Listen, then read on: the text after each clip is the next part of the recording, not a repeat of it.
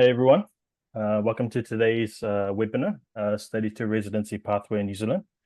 My name is Danish. I'm a licensed immigration advisor at RBS Immigration, and today we have Sakshi also with us, who is also a licensed immigration advisor at RBS.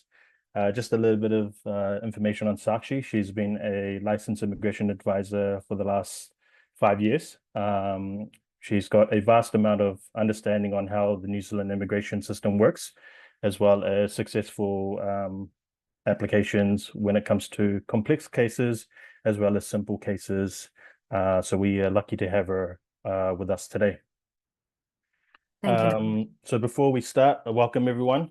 I know that we're meeting from different time zones across India, Bhutan, or the South East Asian countries. So welcome to today's webinar, and thank you for taking your time out to attend this webinar. So for those that don't know where New Zealand is located, just to share the screen, it's located just near the South Pole of the world. The closest country that we are close to is Australia. We have Fiji, which is 3 hours away. New Zealand is made out of two different islands. One is the North Island, and the second one is the South Island, which forms the country. Currently, we sit at a population of 5.3 million people, which is obviously small in comparative to cities, suburbs, and countries around the world. Today's webinar is obviously focused on studying and what you can gain out of studying in New Zealand, and what potential pathways that you have towards migrating to New Zealand and becoming a PR as the end goal. So why choose New Zealand? That's obviously the first question a lot of people ask. I believe that you probably already know the answer to this question. But just to give you a brief understanding on why New Zealand, obviously the education system in New Zealand is considered one of the top education systems in the world. It is recognized across all the major countries, such as USA, Canada, Australia, the UK, and so forth.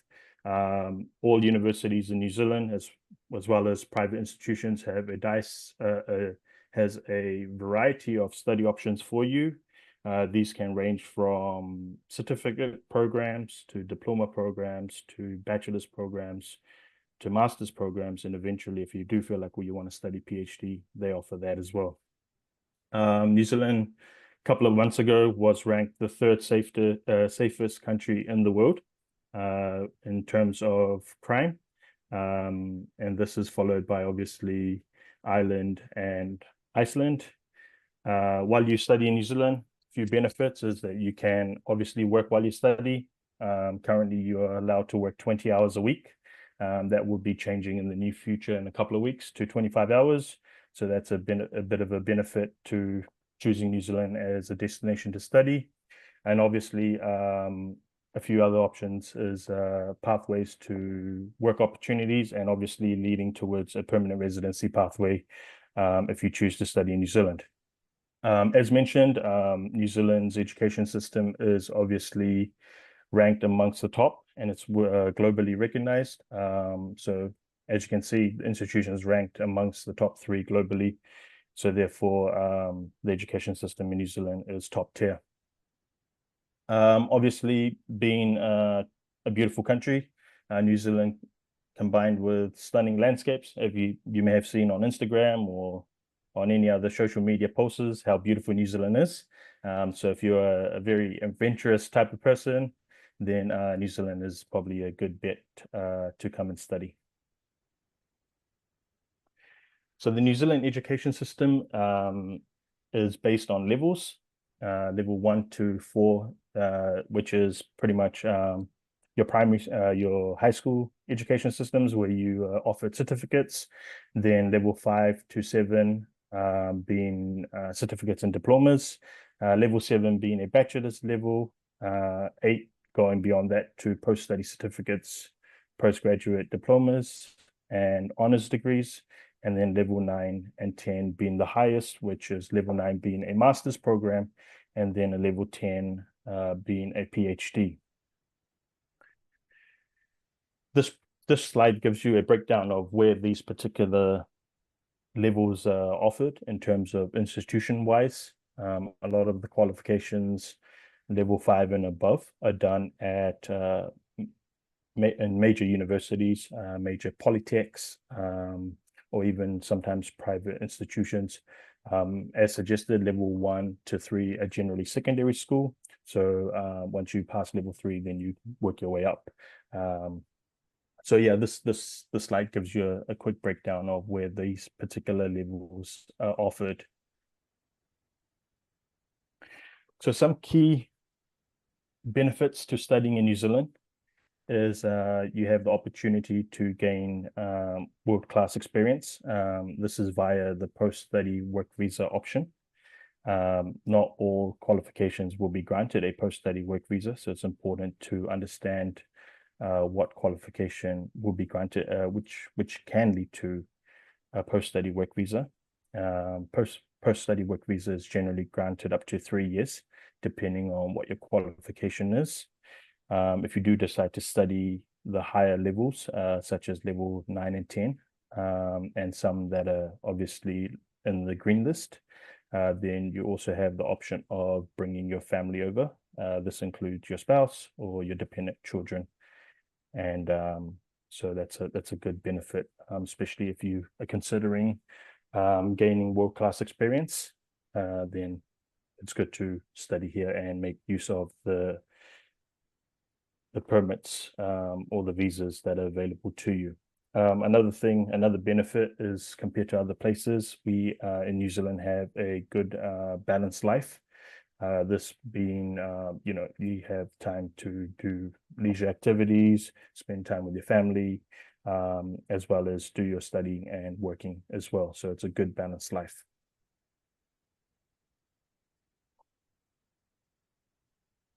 So if you do decide to study in New Zealand, our team is here to help you out.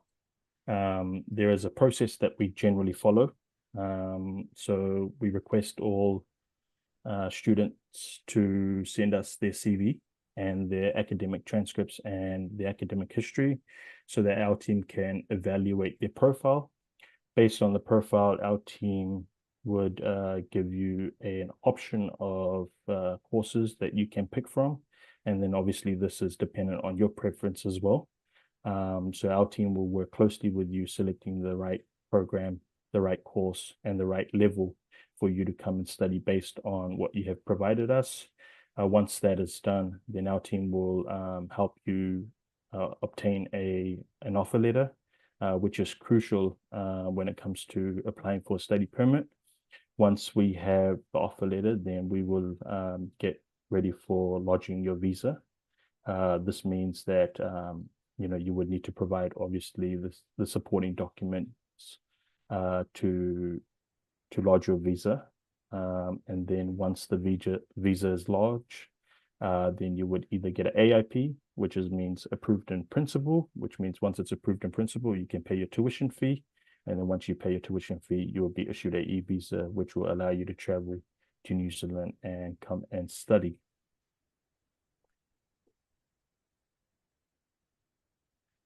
So as we spoke about, there are different levels within the education framework.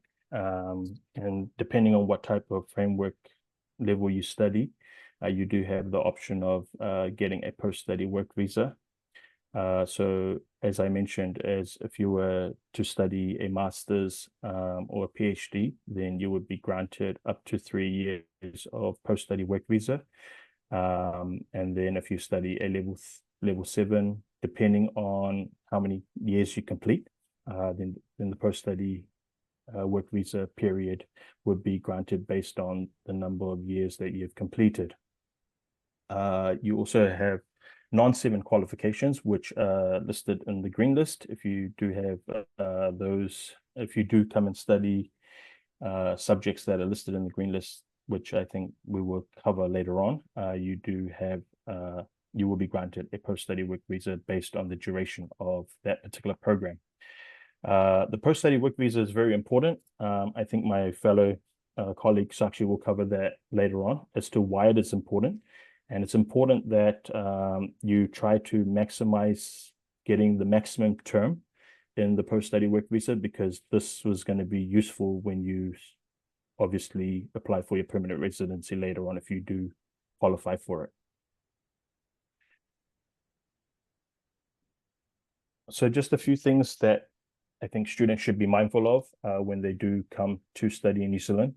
First of all, in order for us to submit a study visa, then the applicant or the student must have an offer of placement. So that's a mandatory thing.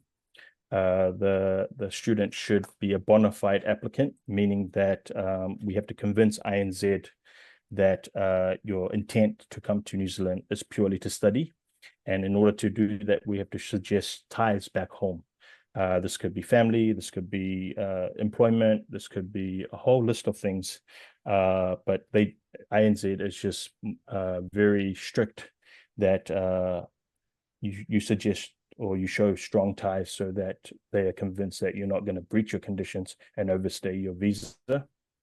Another thing is it's a mandatory requirement for you to at least show $20,000 as living expenses. And on top of that, you need to obviously show that you have sufficient funds to pay your tuition. The tuition fee here, the 25,000 is just an estimate. Some programs can cost a little bit more, but that depends on the program that you are selecting.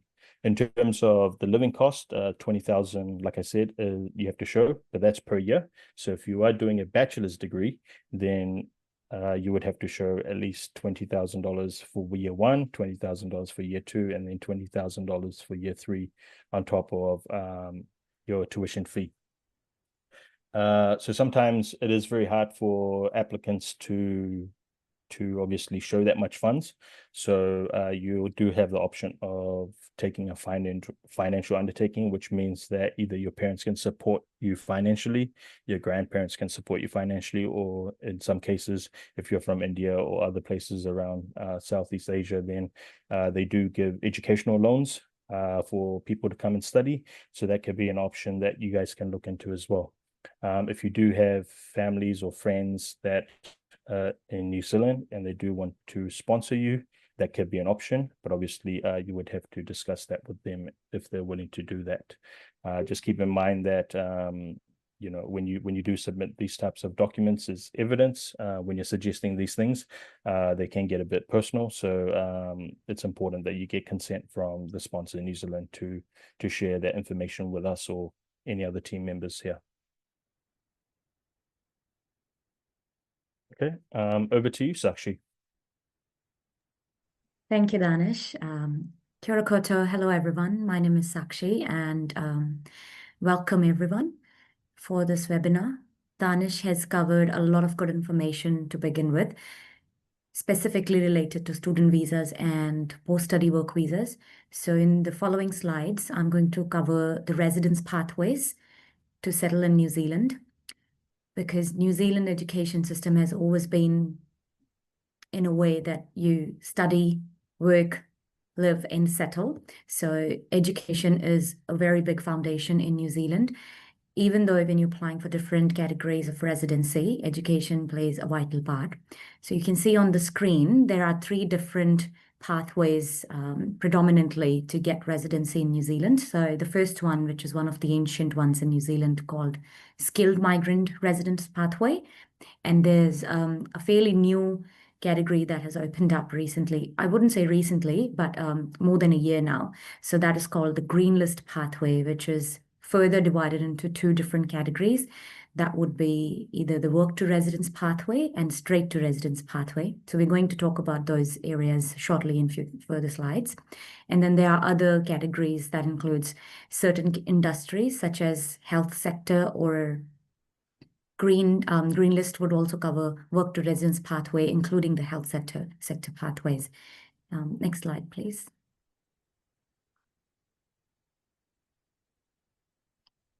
So on the screen, you could see that there our information's covered about skilled migrant, green list, and care workforce. So I would like to start from the care workforce from the bottom slide in the orange column that you can see. So anybody who's in New Zealand currently or in future would potentially be studying healthcare programs. There are different programs covering from the occupations like personal healthcare assistants, aged care workers, community support workers. So there are multiple occupations, and for these occupations, an individual should have studied health programs in New Zealand and must meet the criteria. So what you have to do once you've completed your study in New Zealand, for instance, you must work in New Zealand in that position for 2 years. And after working 2 years, you could potentially apply for your residency under care workforce sector. You can see there's also transport sector agreement, but this sector is now no longer valid because only those who've completed the program or the job in this transport sector before 26th of June 2024, they are the only ones who are eligible. So I would say anyone who's coming after 26th of June, who's come after 26th of June 2024, no longer eligible for that pathway. So I would skip that area and would only focus on care workforce. And when we move up on the green side of things, so the color justifies the green list pathway. So what happens, you can see on the screen that when I mentioned there are straight to residence and work to residence. So if I start from the straight to residence pathway, which means it's pretty self-explanatory that if you have a job offer in New Zealand, in any of the occupation that is listed in that green list, then you could potentially apply for your residency straight away. That means let's take an example for a secondary teacher in New Zealand. So if you are a secondary teacher in New Zealand and you have met the criteria to register yourself as a secondary teacher, then you could straight away apply for residency as soon as you have a job offer from an accredited employer in New Zealand. I would also shed some light on what is an accredited employer in New Zealand after covering a little bit on green list pathway. So there are other occupations in green list, and mainly the green list occupation would cover your STEM, like science, technology, engineering, and more of like technology and mathematics kind of qualifications. So for instance, if you would like to come to New Zealand and study engineering, you could potentially have one of the occupations lying in green list pathway, such as civil engineer, mechanical engineer, or electrical engineer, or electrician. So these are only few examples for green list pathways. There are also occupations that would cover your nursing, your physiotherapist qualifications, occupational therapist, and there are multiple other occupations. One thing I would like to add on, that green list is a live document. Immigration New Zealand keep on adding the occupations from this list, and then sometimes they can also remove certain occupations from the list. That means they only follow the pathway to residency according to the market, that wherever they feel that there's a demand, then they add more roles. And if the demand's being met, then they could potentially remove those roles as well. And that is why when Danish was talking about choosing the programs, how it affects the green list occupation is extremely important to seek right advice, that what sort of occupations would lead or the qualification would lead to green list occupation for any of you to be able to apply for your residency in future. Now, this was mainly the straight to residence pathway. Moving forward quickly to the work to residence side of things. So you can see on your screen, it says when you work in an occupation for 2 years, you can then apply for your residency under green list work to residence category. So that means you have to work in that position for 2 years. The occupation would probably cover again the healthcare sector. Some of the teaching roles, such as early childhood, would also come under work to residence pathway. So these are a few examples. And then finally, when we move on to the upper part of skilled migrant category pathway, it's a bit thorough because there are multiple tiers in this category. The bottom tier starts that if somebody, these are the current immigration instructions that have been in place for a while, and people who are currently in New Zealand studying bachelor's, they would potentially get 3 points.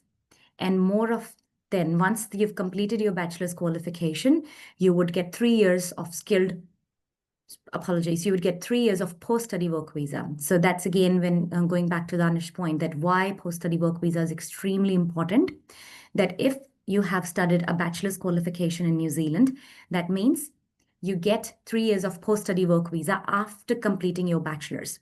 So that is the requirement set by Immigration New Zealand, given that you successfully complete your bachelor's qualification. If you have not completed your bachelor's qualification, you may not be entitled to get that visa.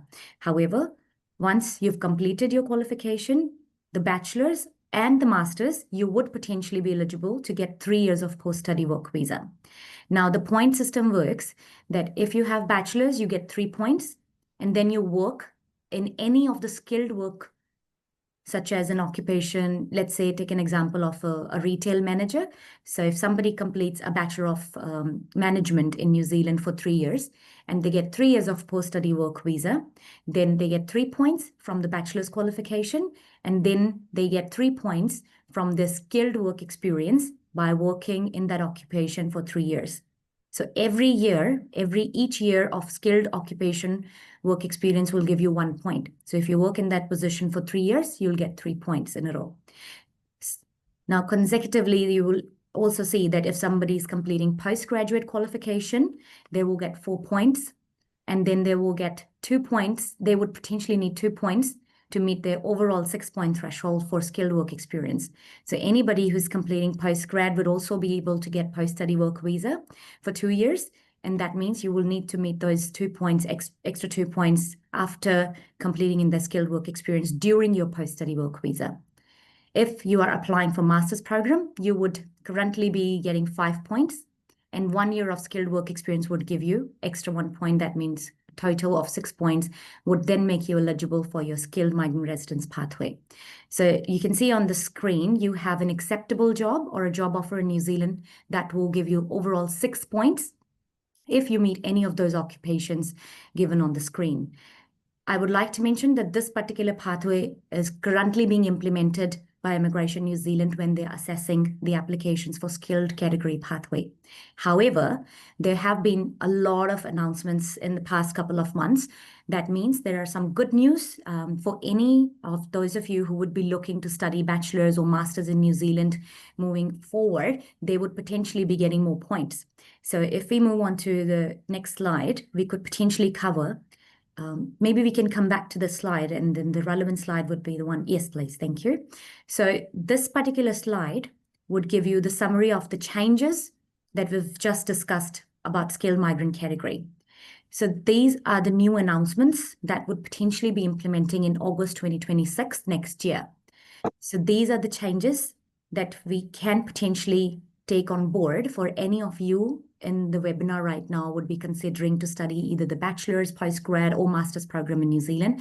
And they are actually extremely good information and good news for all of you, because if you see on the screen that you can get 6 points straight away if you choose to study New Zealand master's degree or any doctoral qualification.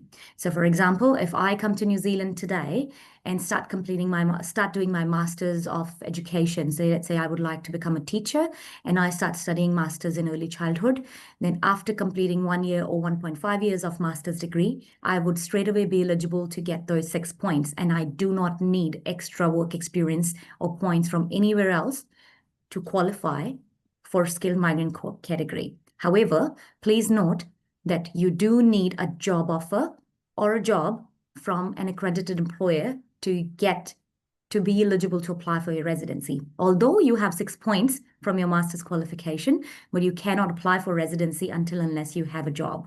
So that is an extremely important point for you to understand. However, it's a good thing that you don't have to wait any longer. You can apply for your residency straight after, as soon as you finish your qualification, as long as you have a job in hand. And moving onwards to the master's degree outside New Zealand, some people also have master's degree outside New Zealand, and we often get these questions that I have already completed my master's. Can I do another master's in New Zealand? So the straightforward answer could be yes, you could potentially repeat another master in New Zealand. We have many clients who have done this, and we could potentially explain this to immigration by understanding your previous academic history and also your intentions to move forward, that why would you like to repeat another master's? It could be that you would like to upgrade your profile, given that you may have studied long ago and now you would like to upgrade to according to the new curriculum or the new technology, or you would like to understand the New Zealand system a little bit more coming from the education perspective. So these are a few options that you could share your opinions with us, and then we could work out within your express of interest that how we can work out to have your double masters in New Zealand. So that could potentially lead to further points for you in New Zealand. However, another great point for future is that once you've completed your bachelor's in New Zealand after August 2026, you could straight away get 5 points instead of 3 points. So in the previous slide that you can see that we discussed, anybody currently doing bachelor's may be eligible to get 3 points. However, if you're coming in future to do your bachelor's, then you could potentially get 5 points. That means instead of working in the skilled occupation to get your 3 points, you do not need to work for 3 years in row or at different times. You can actually only work for 1 year and you can get your 1 point from that skilled occupation and apply for your residency much quicker in comparison to the current instructions. So that is surely a good news for all the new international students planning to come to New Zealand. And similarly, when we move on to the next slide, not the next slide, the next point, sorry. If you complete post-graduation diploma or a certificate in New Zealand, then you can get 4 points. That means then you only have to study 1 and 1.5 years in New Zealand at postgrad level, and then you can work in New Zealand for up to 1.5 years, and you could get your 6 points altogether. Whereas current rule says that you will have to work for 2 years, then only you will be able to apply for your residency. And then lastly, when somebody is looking to complete the bachelor's qualification in New Zealand, at any point, they would still be able to eligible for apply for the residency if they're getting 3 points outside New Zealand bachelor's. So for instance, you've already got a bachelor's in New Zealand, outside New Zealand, you can also get that assessed by NZQA, and we could help you for that. And you could still be eligible to claim for those 3 points. And then on top of that, you could start working in the position for at least another 3 years to get that skilled work experience and apply through your residency.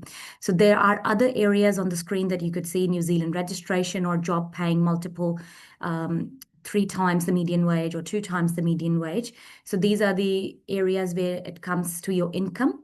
I would not go in detail in this area right now because it will be quite complex for all of you to understand.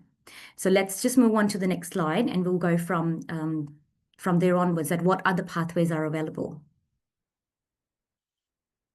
So another option in New Zealand, which would potentially be relevant for those who would be looking to come to New Zealand through their work or skilled occupation.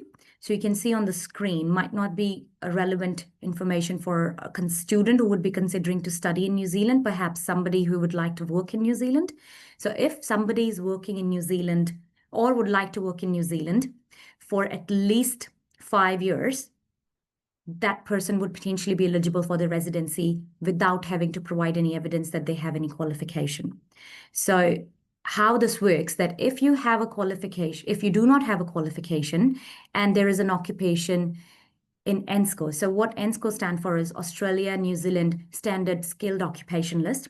So when you have a job offer from anywhere that is between skill level 1 to 3, which we consider skilled position in New Zealand, the examples would be anywhere around operations manager, for example, supply chain management, retail management, multiple industries such as a cook or a chef. Teachers, of course, they also come in that position. So anybody who's working in this position for skill level 1, 2, or 3, they can potentially apply for residency if they have 5 years of relevant work experience. Now, the key word in this would be directly relevant skilled work experience to the occupation. So if I would like to work in New Zealand as chef, so if I have 5 years of experience as chef, I could potentially qualify for my residency, given that out of those 5 years, at least 2 years of work experience must be gained in New Zealand. So for example, if I have worked in Sri Lanka as a chef for 5 years, and now I am in New Zealand working as a chef, I need to have at least 2 more years in New Zealand to be eligible to apply for the residency under this pathway. And then another key point here is your salary must be at least 1.1 times the median wage. So currently New Zealand median wage is 33.56, and 1.1 times would potentially be 36.92. So that means if you have worked in this position which is skill level 1, 2, 3, and you have 5 years of work experience, and out of those 5 years, you have gained 2 years of work experience at $37 an average in New Zealand, you could also apply for your residency under this pathway. Please note that this is only news at this point, and this is not yet being implemented by Immigration New Zealand, and the instructions will only be released from August 2026. So this information is based on the news that we have recently received from Immigration. Next slide, please. Okay, so you can see on your screen that we're also talking about accredited employer work visa here. So this particular visa is mainly about if you would like to work in New Zealand for certain employers. Every employer who would be employing you as a migrant worker must be accredited by Immigration New Zealand. So they need to apply for their accreditation. And once they are accredited, they also need to apply for a job token for you to be able to apply for your work visa as a final step. Now, why we are covering this slide, that sometimes there would be a case that some of you may not be able to get a certain time frame out of the post-study work visa. They may only have 1 year of post-study work visa, or some students may choose a qualification which does not give the opportunity to apply for a post-study work visa, as Danish mentioned in the previous slides, that not every qualification would give you a job search visa or a post-study work visa. So for those of you, you could potentially look into this pathway that you can still apply for a work visa based on that an employer may support you for a position and they may offer you a job. That means that if you have a relevant qualification in any job that you're applying for through an accredited employer work visa, so that could be anywhere from certificate level 4, 5, or 6, or a diploma qualification, you could potentially apply for this visa. Or you could also apply for a batch-based visa based on your bachelor's qualification. If you do not have any qualifications, then you can also apply for this visa based on work experience that could potentially be either 2 years of work experience or 3 years of work experience in the relevant job that you're applying for. So these are the basic requirements to apply for this visa.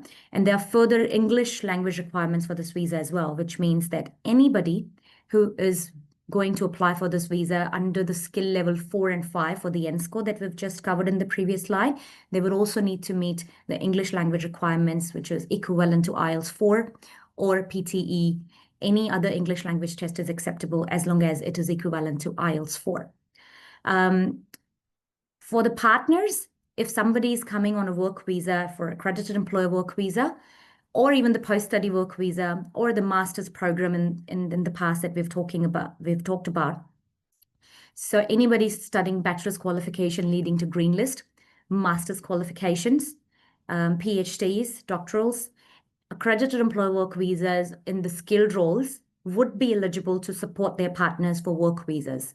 That means anybody who's got those visas as a principal applicant can bring their partner with them, or after they've come to New Zealand, or based on their relationship. We must assess, Immigration New Zealand assesses your relationship, your living together evidence, and as long as you tick all those boxes, you could support your partner for a work visa. However, if you do not have the opportunity to study masters, or you're studying a qualification which is not leading to a green list occupation, you can still have your family in New Zealand, but the partner could potentially apply for a visitor visa instead of a work visa. Now, some families may also have kids. So anyone aged under 5 would be applying for a dependent visitor visa if you would be coming here, if the principal applicant is studying bachelor's leading to green list, master's, or a work visa, which is a skilled occupation. They can apply for dependent student visas for their children between age 5 to 19 years of age.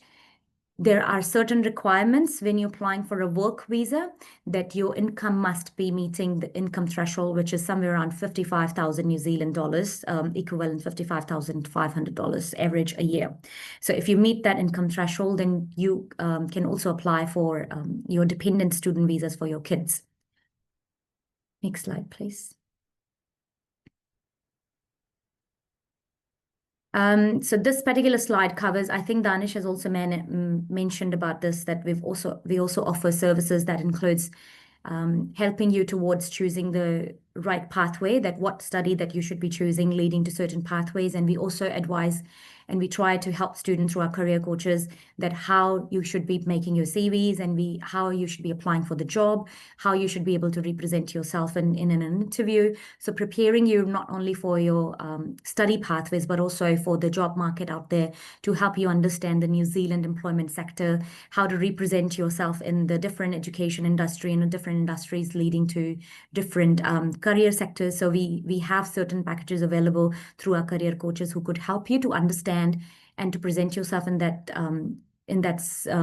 area. So you could potentially communicate with us that how we can support you in any of those areas by selecting different packages that we can connect you with certain career coaches. We can provide the service in-house, and that would help you not only to understand the New Zealand side of industry, but also it could potentially help you to get yourself maybe a little bit up from the people who may not know how to do those certain things in New Zealand style. So that would definitely add value to your profile. Next, please.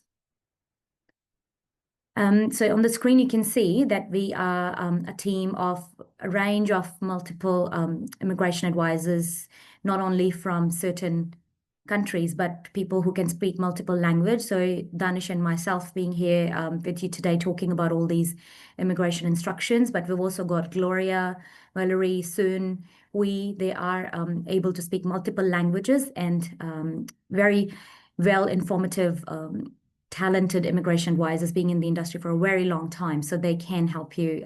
So we all can help you with your immigration journey, and we try our best to make sure that it's smooth enough for you to understand not only the processes, but also moving forward from your every single pathway, study, work, and get settled in New Zealand. So I think now it's time for us to be able to open up your Q&A, and we would be happy to answer all your questions. So I think we do have some sort of questionnaire. Yep, I can read it out. Oh, Sakshi. thank you. Yeah.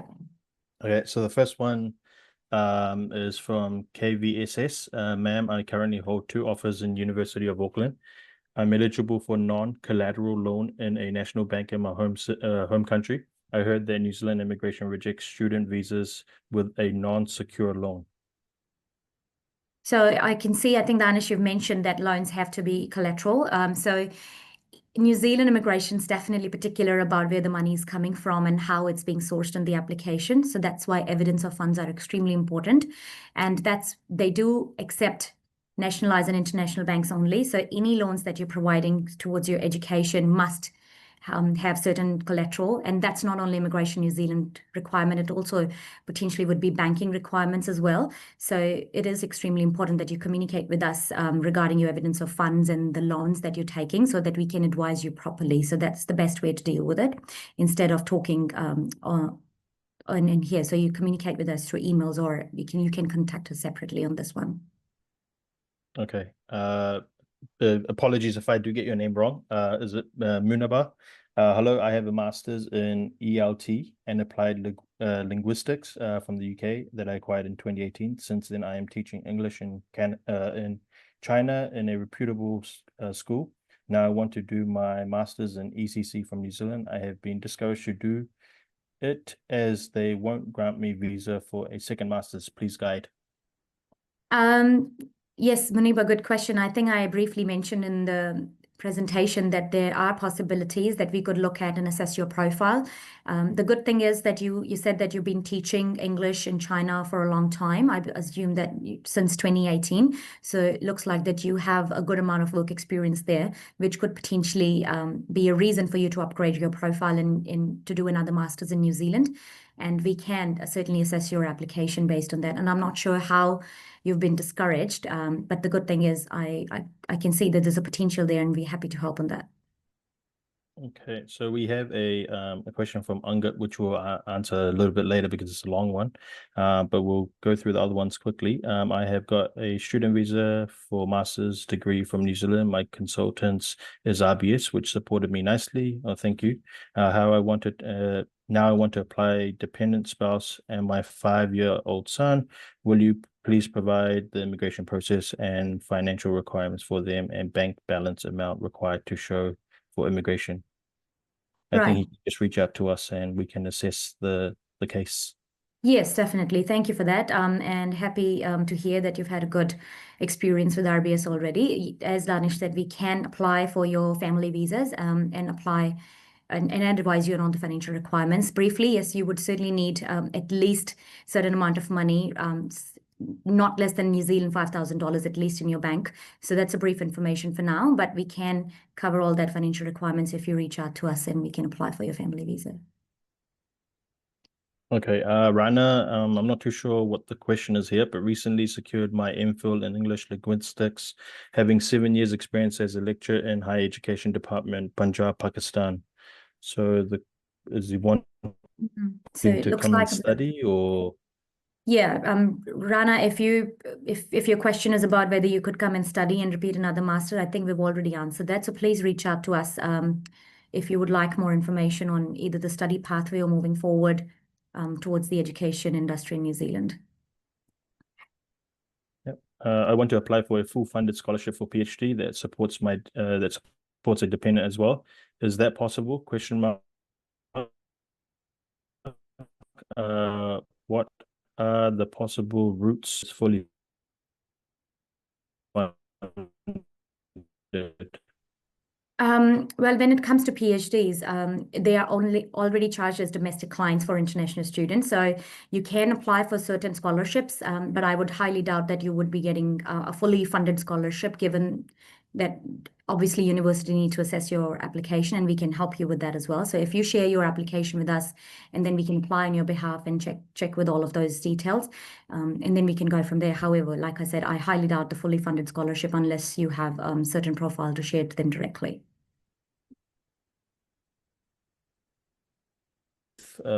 For both for through education route and non-educational route. So Sorry, I think for visa, there's no age limit, but for residency application, there is a age limit. Sorry, you're So cutting off. if you do want to apply for resident, can you hear me? Yeah, I can. I'm not sure if it's only me, but it's cutting off a little bit. So you were on a question about the age limit, was it? Yeah, so the question is there an age limit? Can you hear me? Or am I still Yes, cutting I off? can. Yes. Okay. The question is there an age limit for visas, both for through educational route and non-educational route? So for student visas, there's particularly no certain age limit. Correct me if I'm wrong, Danish. You're However, correct. when you apply for residency in New Zealand, there is an age limit of 55. So that's something that could potentially answer your question. Yeah. Are there any short courses that provide pathway to residency? Not sure what would be the definition of short courses. However, there are courses leading to green list occupations starting from at least 1 year of duration, such as agriculture, dairy farming. So these are just a few examples and some healthcare programs as well. So we would be happy to help if you would like to share a profile with us, and then we can advise accordingly. Just going through some other questions. I think all study related questions, I think if you need guidance, you can always email us at hello@rbsintellect.com. I think our team should be able to assess you and give you guidance on what's a good course and what's the best option for you.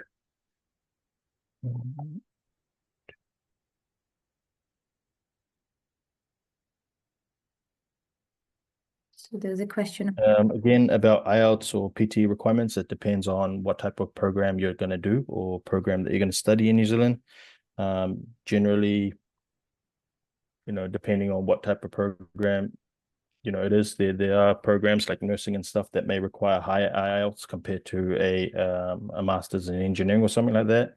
So it all depends on what type of program you want to do and which university or college it is that you prefer to study at. So again, if you're concerned about that, please email us at hello@rbsintellect.com and our team should be able to assist you with that. Hi Danish, hi everyone, Anushka this side. One interesting question which I can see from an anonymous attendee. I'm sorry I had to hop in. No problem. Want to know about RBS Intelligence, firstly is Intellect. Which country belongs to the origin? It's New Zealand-based company completely. So we have our head office in Auckland, New Zealand. So yeah, so we are based out of New Zealand. That is what I wanted to say. No other country, but we have offices across the globe in other countries as well. Thank you, Danish. You can for sure continue. Yeah. Okay, Now you thanks, have a Anushka. sweet voice. You might as well continue and join us now. Yeah. I'm not sure if it's only me. I think we've missed some questions before answering these ones. So there were a couple of other questions left up front. For a 2 years of master's course in New Zealand, if an Indian applicant sponsor have 70 lakhs of old and genuine funds in the savings account, but the ITR is 7 lakhs per annum, is this fine or would this lead to a visa rejection? Well, because we're talking about specific application here and the funding requirements, we would have to assess your case in person. When it comes to whether it leads to rejection or not, it is important to understand what source of funds that you're putting together and where those 70 lakhs are coming from. So genuine and reliable source of evidence of funds is extremely important. And then there's a question from Mohammed Maz. I'm a polymer engineer, have 7+ years of industrial experience, want to do master in New Zealand, suggest degrees I can pursue. So again, please reach out to us and share your CV with us. We understand your engineer qualification, your experience. However, we would like to also review your qualifications. So that would help us to advise that what would be the potential pathway. Surely something in engineer would come across your way because looks like that would potentially match your profile and would also lead to certain occupations in green list. So I hope that helps. And then there was a question from Raja. Kindly tell me masters in civil engineering available up to 30,000 New Zealand per year. Well, good question about the finances, but every institution in New Zealand, including government institutions, the universities and private training establishments would have their own tuition fees requirements. So it would vary anywhere. Specifically, the master's program would vary anywhere between 35 to 50,000, 55,000 New Zealand dollars. So this is the range we're talking about, the universities and government institutions. So every program is also priced separately. So we would have to look at your location, the chosen area of study, and that's how the price would be quoted by institution. And then from Zakwan, sorry if I've pronounced it incorrectly. I'm a recent supply chain management graduate for Bangladesh. What will be my probable pathway in New Zealand? What are the opportunities in New Zealand for SMC, I presume you're saying? Since I haven't seen this occupation in green list in New Zealand, my wife is an architect, willing to do masters, so whom should go for masters for a bit relaxed settlement in New Zealand? Again, we're talking about two different profiles here. We would like to help you through an in-person consultation. So please email us both of the CVs, including yourself and your wives, and we can assess and advise that who would be a better principal applicant for a student visa pathway and leading to a smooth settlement in New Zealand, given that you choose a good green list occupation if that's what you're anticipating for. I do feel that, Zakwan, just to briefly let you know that there are potential opportunities in supply chain in New Zealand. So there are good opportunities for the operational side of things. It doesn't have to be in green list. So one thing that I would like to clarify that some people think that if they want to get residency in New Zealand, green list is the only way and that is the only list to look out for. That's not the case. There are many people, and in fact, myself got my residency under skilled migrant category when I first came to New Zealand as a migrant. So just to let you know that this is not the only list that you should be looking at. There are other pathways. So that's where it's important that you communicate with us and we can advise accordingly. And then further question from Mohammed, which province or cities will be more favorable to have job in future in what we have studied? It depends where you want to study. Yes, there are certain areas where you could potentially get different types of jobs. Say some cities would have more opportunities in hospitality, such as Bay of Islands, where you would go and have more jobs in hospitality regions because it's a tourism location. in comparison to a port city where it would be more industrial job opportunities. So it depends what you're studying and where you want to go. And that's, again, part of our career counseling and service that we provide when we're looking at the different programs, options for you to study. So there's this question here, Sakshi. I did a postgrad 15 years back, and now I want to do my master's in healthcare. Okay. So postgrad, sorry, I'm just coming to the question. So is that the only question? Postgrad in 15 years ago, and now you want to do masters. It depends what you've been doing from the last 15 years. That's quite important for us to analyze your profile, because Immigration New Zealand would like to see whether you've been contributing to any economy, that includes your home country as well, and why you have decided to now upgrade your profile through study in New Zealand after 15 years. So happy to help, and you could potentially look at doing another upgrading your profile through masters, given that we get the opportunity to assess what has happened within the 15 years. Please take from Angad. So he's asking to please take my previous question as well. I'm not sure which one he's referring. Oh, it could be this one.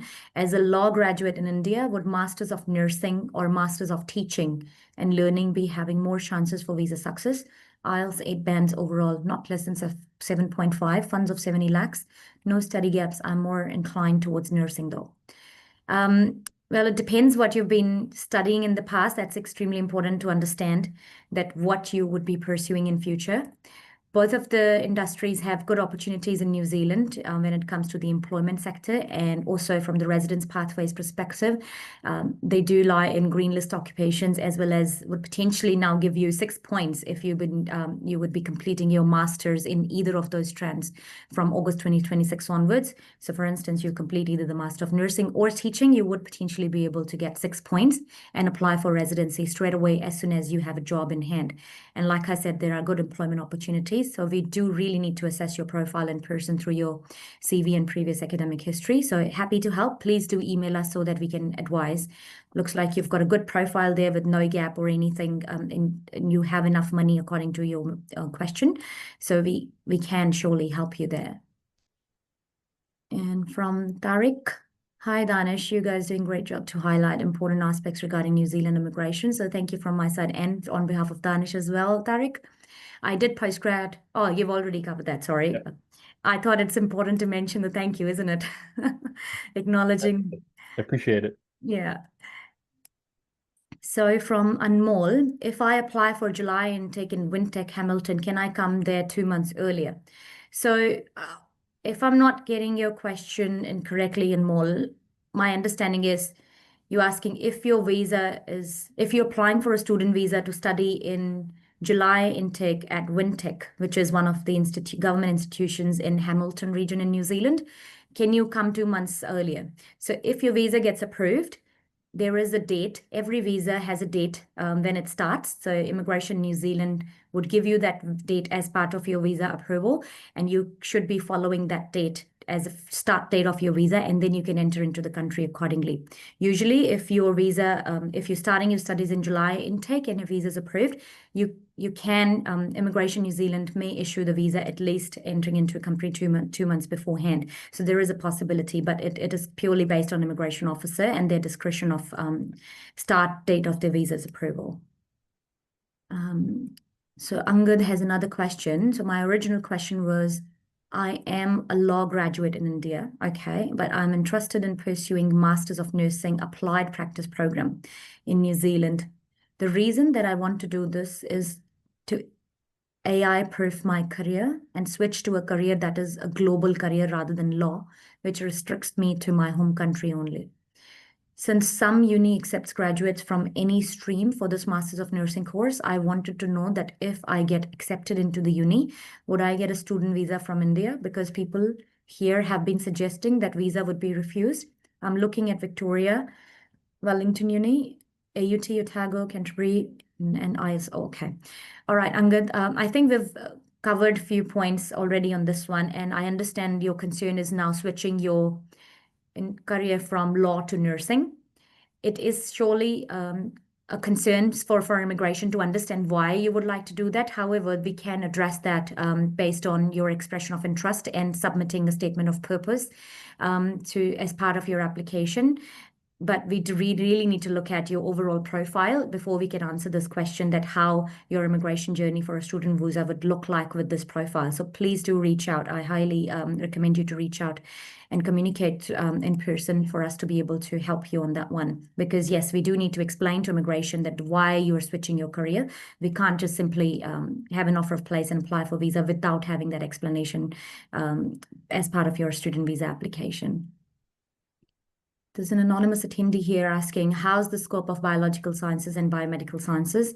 It is certainly a good industry in terms of the medical line, and given what your profile is, that's where we can understand that how we can help you and what program that you should be choosing and which pathway that you should be opting out for, specifically related to biomedicals. And if I'm not pronouncing it incorrectly, Mrityunjoy asking, I have 12 years of work experience in FMCG export from Bangladesh. I have done my MBA in international business from University of Dhaka. Do you suggest I should go for MBA again, or MS is best for a job in New Zealand? Again, you've got an immense amount of work experience in the management side of things, and I can see that's more of like an supply chain as well. And you've already completed an MBA, so it would be wise that we look at your profile, that how we can assess your profile and match up the right program for you as part of our career counseling support. So please share your CV at hello@rbsintellect.com so that we can suggest accordingly.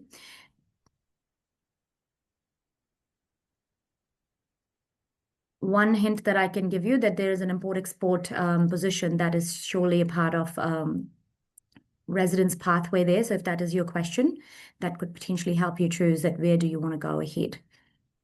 Anonymous attendee is asking, could you please tell me the average salary of teachers after masters in New Zealand and cost of living in general? Good question. So any teacher in New Zealand would surely be earning at least the median wage, which is currently 33.56 per hour.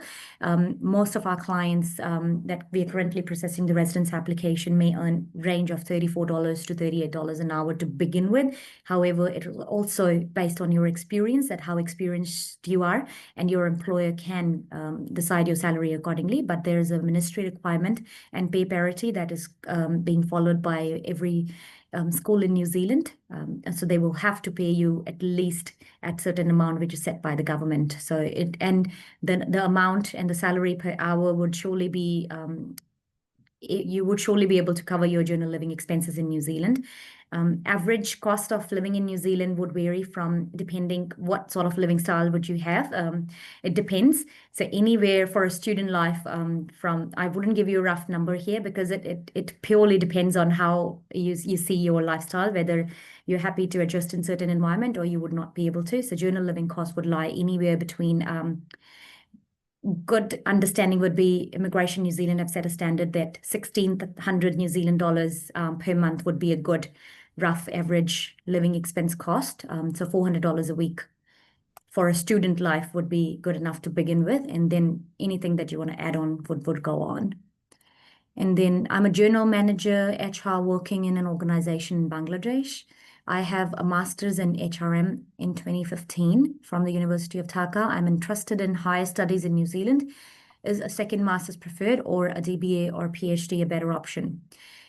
From my personal experience and opinion, I would normally, if I would be you, I would probably choose to study master's, because coming from a different culture and different education system and coming to New Zealand and pursuing a PhD as my first qualification could potentially be very overwhelming, because you need to have a good supervisor to do your PhD, and you do need a lot of research networking for your thesis.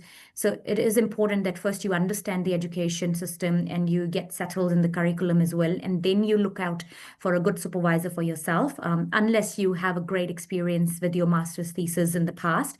So if I were you, I would probably look at pursuing a master's to begin with, because it does give you a good opportunity. It gives you good points to your residency, and then you can get settled earlier. Whereas for your PhD, you would need to give your commitment at least for 5 to 6 years to complete all your thesis, to get published and have the right supervisor. So I hope that helps. But having said that, it's my personal opinion as well. Anonymous attendee is asking, hello, I have completed BBA in 2012 and have 13 years of work experience in business development and sales. I have 2 offer letters from AUT MBA and from Victoria University of Wellington Masters of Professional Business Analysis. My question is, which subject would be more potential for me to study to secure a job and eventually a residency? So 2 questions are there. So either, if you complete masters in any of those strands, like MBA or masters in the different strand that you're planning to study, you would potentially be getting 6 points according to the new instructions that we've covered coming from August 2026. That means if you have completed masters, you have 6 points for your residence pathway. You only need a job offer.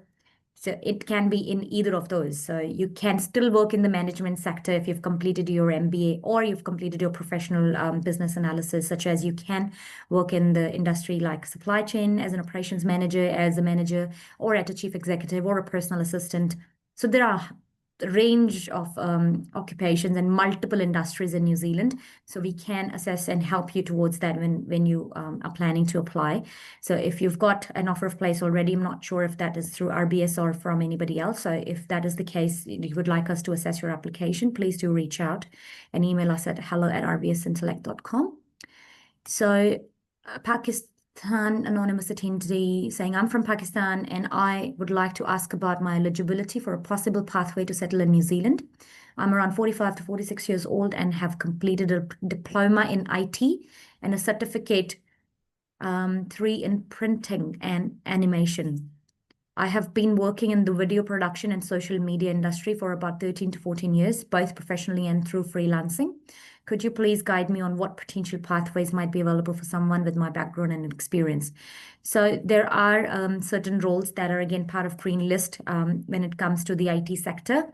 However, when it comes to specifically talking about your social media interests and animation, there are options of pursuing different programs of study as well here in New Zealand that would potentially give you good job opportunities in New Zealand. So please do reach out. We do need to assess your profile given that how we could look at your profile and journal and advise you accordingly, because it seems like that you've got multiple streams there. So we would need to look at it in person, please. Thank you. A client, a potential inquirer, Pankaj from Nepal, has completed BPH in 2022. And since then, I am engaged in NGOs. Now I want to pursue further master degree in health-related courses and want to move with wife while I'm from Nepal. And what is the pathway? So there's not much information for us to answer your question, Pankaj. I would suggest please communicate through email and reach out so that we can assess your question properly. You can, yes, definitely pursue a master's degree in New Zealand, and there are multiple options covering health stands. So that there is a possibility here, and then you can, and if you're studying master's program in New Zealand, you can potentially apply for your partner's visa, given that you meet the partnership requirements. That could either be a work visa or a visitor visa. Again, depends if you meet the partnership criteria. Most likely, if you meet the partnership criteria, your partner can come on a work visa and the principal applicant study as well. From Tariq Ahmed, after finishing masters in New Zealand, can we get job easily there, and what will be the salary per month? Usually in New Zealand, the salary system works on an hourly basis or an annual package. So anybody who's completed a master's program in New Zealand would surely be at least earning the median wage, which is 33.56 per hour. When it comes to the job prospects, again, it depends what you are studying in New Zealand and what area that you're looking the job out in. One key takeaway that I could potentially share from my personal experience, always choose a program or always choose a pathway of study in New Zealand in a certain country where there's a demand for those areas. So for example, when we talk about New Zealand is extremely good about tourism. They have really good restaurants. They have really good chefs around. So, and they always need good chefs. They have really good health system here in New Zealand. The teachers are really currently in shortage, I would say, that in New Zealand need good teachers as well. So there are multiple industries where you should be paying attention, that where you should be heading to. We've had lots of interest about operation side of things, such as supply chain, your import-export industries, your health sector, the nursing. So these are all industries in New Zealand. They need good workers. And there's a shortage as well. So wherever you try to study in any foreign land from your home country, it's important that you think of the shortages of certain industries and the workforce in certain areas, and that's where you understand that okay, this is where we would like to study, because this country particularly looking for these workers. And specifically the green list is a really good indication for it, because you look at the list of occupation, that means right at the top on the website they say that we need these skilled people in New Zealand. So that would be a good way for you to look out that what you should be studying in New Zealand. So I hope that helps. And in saying that, one last question that we've got is, I'm a child specialist doctor. So if you are a child specialist doctor, and that means that there is a potential for you to practice in New Zealand, given that you want to continue either through your master's program or how you would like to pursue your studies in New Zealand, that means we need to assess your profile. So I think the next question would potentially be the last one for us to take for this webinar would be, I have a 10-year-old son who is studying in grade 4, Cambridge curriculum, and a 13-month-old daughter. My wife is a homemaker. If I apply for master's, will my children be able to study with a dependent visa or have to go with schooling visa? So a simple answer for this question would be yes, if you will be a principal applicant studying in New Zealand on a master's program, your wife could potentially apply for a work visa, and your 10-year-old son can apply for a domestic student visa, given that you meet all the requirements of that particular category of evidence of funds, and meeting the requirements of health, character, and living together evidence for your partnership. And your 13-month-old daughter would be eligible for a dependent visitor visa, because in New Zealand, kids start school at the age of 5. So up until the age of 5, they go to preschool or kindergartens. So you can have your daughter on a visitor visa and still choose to send them to kindergarten. And 10-year-old son can go to school on a dependent student visa, which means they do not have to pay international fee. They can study in New Zealand at as a domestic student as part of your master's program, if you study master's in New Zealand. So that is extremely good question to wrap up the conversation for the webinar tonight, that how the master's program could lead to a really good family life in New Zealand, and New Zealand education system accommodates families fairly well. And it is one of the most accommodating countries, specifically from immigration's perspective, when it comes to families to settle in New Zealand. Not many countries would offer you that kind of luxury to have all of your family members to live with you, kids going into school without having to pay international fees. And of course, one of the safest when it comes to having the criminal offenses around the world. So we are considered one of the safest and one of the most less corrupted countries in the world as well. So I think on that note, I would like to take this opportunity to thank you, and just finally check with Anushka and Danish if they have anything else to add on, or check with any other attendees if we have missed anything in particular. And I think we're good. Just one piece of advice from me is that if you are planning to come and study, I think planning is very important in terms of making sure that the right course selection, having the required funds, making sure that the funds are considered owed as per immigration standards, making sure that you tick all the boxes and plan accordingly. Also, when you do submit a study visa application, a statement of purpose, or as people call it, SOP, it's critical. So once you plan your stay and everything like that, that's crucial. So yeah, just plan. And then if you need any help, we're here to help. You can always email us at hello@rbsintellect.com, and our team would be happy to help you find a desired program of yours and pick a good university or college that you wish to attend. Thank you so much, Danish. Thank you so much, Sakshi, and everyone else who have joined. There are plenty of scholarships going on recently for the upcoming intake, just to let you guys know. So if you want to apply for it, just email us your CV, as Danish said rightly, and we can help you from there. Be it in any country you are, RBS is entitled, because we are in direct contracts with the university and the institutions, to help you out with your offer letter and also your visa. So don't worry about which country you belong from, but send us your inquiries right away. All right. Thank you guys. Have a great day. Bye-bye. Thank you, everyone. Good Thank luck. you. Hey, everyone. Welcome to today's webinar, Study to Residency Pathway in New Zealand. My name is Danish. I'm a licensed immigration advisor at RBS Immigration. And today we have Sakshi also with us, who is also a licensed immigration advisor at RBS.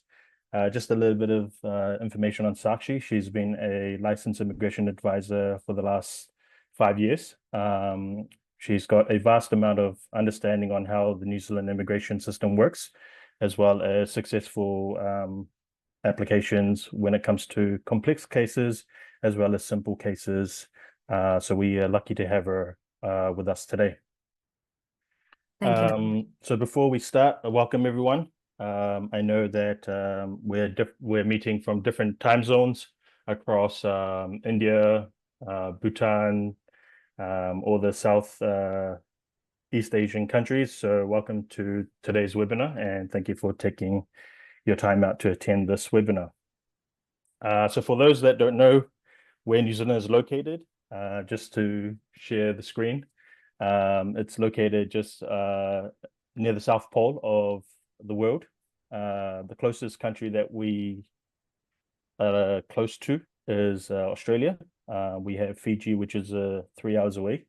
New Zealand is made out of 2 different islands. One is the North Island, and the second one is the South Island, which forms the country. Currently, we sit at a population of 5.3 million people, which is obviously small in comparative to cities, suburbs, and countries around the world. Today's webinar is obviously focused on studying and what you can gain out of studying in New Zealand, and what potential pathways that you have towards migrating to New Zealand and becoming a PR as the end goal. So why choose New Zealand? That's obviously the first question a lot of people ask. I believe that you probably already know the answer to this question.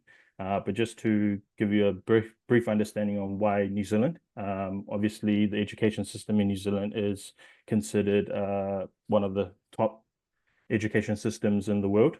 It is recognized across all the major countries, such as USA, Canada, Australia, the UK, and so forth.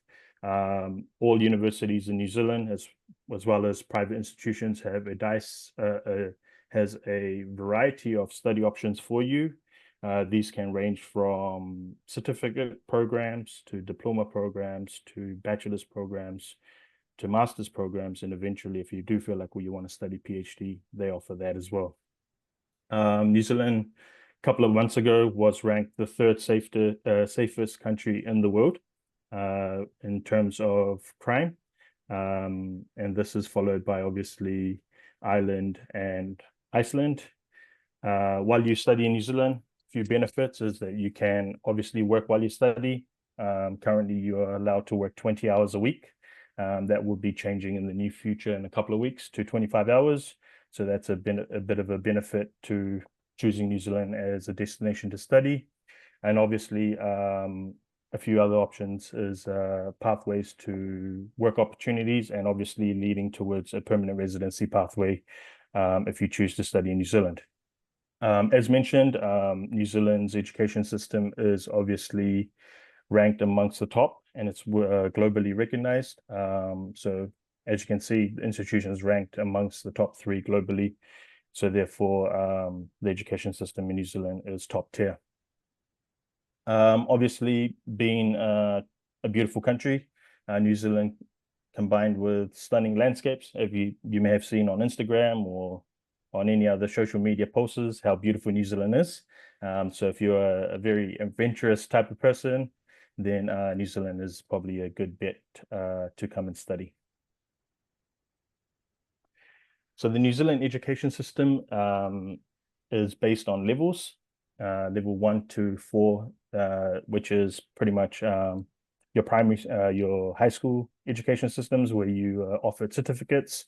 Then level 5 to 7 being certificates and diplomas. Level 7 being a bachelor's level. 8 going beyond that to post-study certificates, postgraduate diplomas, and honors degrees. And then level 9 and 10 being the highest, which is level 9 being a master's program, and then a level 10 being a PhD. This slide gives you a breakdown of where these particular levels are offered in terms of institution-wise. A lot of the qualifications, level 5 and above, are done at in major universities, major polytechs, or even sometimes private institutions. As suggested, level 1 to 3 are generally secondary school. So once you pass level 3, then you work your way up. So yeah, this slide gives you a quick breakdown of where these particular levels are offered. So some key benefits to studying in New Zealand is you have the opportunity to gain world-class experience. This is via the post-study work visa option. Not all qualifications will be granted a post-study work visa, so it's important to understand what qualification will be granted, which can lead to a post-study work visa. Post-study work visa is generally granted up to 3 years, depending on what your qualification is.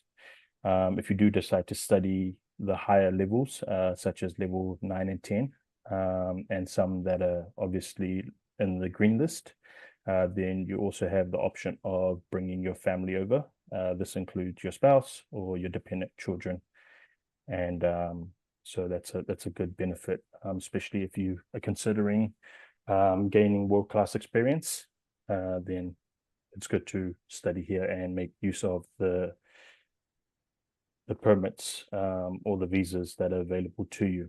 Another benefit is compared to other places, we in New Zealand have a good balanced life.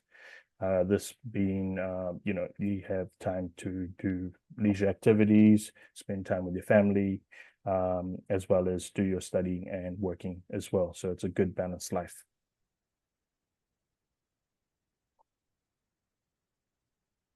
So if you do decide to study in New Zealand, our team is here to help you out. There is a process that we generally follow. So we request all students to send us their CV and their academic transcripts and their academic history so that our team can evaluate their profile. Based on the profile, our team would give you an option of courses that you can pick from. And then obviously this is dependent on your preference as well. So our team will work closely with you, selecting the right program, the right course, and the right level for you to come and study based on what you have provided us. Once that is done, then our team will help you obtain an offer letter, which is crucial when it comes to applying for a study permit. Once we have the offer letter, then we will get ready for lodging your visa. This means that you would need to provide obviously the supporting documents to lodge your visa, and then once the visa is lodged, then you would either get an AIP, which means approved in principle, which means once it's approved in principle, you can pay your tuition fee, and then once you pay your tuition fee, you will be issued an e-visa, which will allow you to travel to New Zealand and come and study.